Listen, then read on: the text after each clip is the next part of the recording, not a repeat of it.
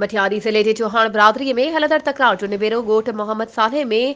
तगियू खान चौहान की सरपरस्ती में थी गुजरियो। कुछ वक्त अॻु सेखार जो रवासी जुमो चौहान पंहिंजी बिरादरी की बाह खड़ी वियो हो, जंहिं मसइले तां काफ़ी टाइम खां बिरादरी में तकरार हलंदड़ हो, जंहिं करे जुमे चौहान के बिरादरी जे करियल फ़ैसिले सां चौहान बिरादरी में निकाली ॾिनी वई हुई ऐं चौहान बिरादरी में खूनरेज़ी जो ख़दशो हो, जंहिंजो निबेरो चौहान बिरादरी के मोदिद अॻवान तगियो खान चौहान की सरपरस्ती में गोट मोहम्मद साले चौहान में थी गुजरियो।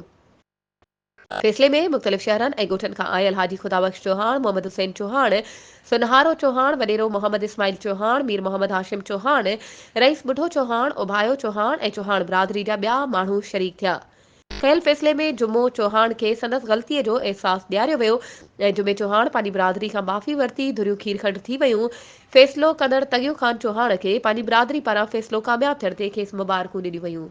वधीक ख़बरुनि ऐं अपडेट्स जे लाइ असांजे चैनल खे सब्सक्राइब कयो ऐं हा, बेल आइकन खे प्रेस करणु न विसारिजो त जीअं असांजी हर नई अचण वारी वीडियो तव्हां ताईं पहुची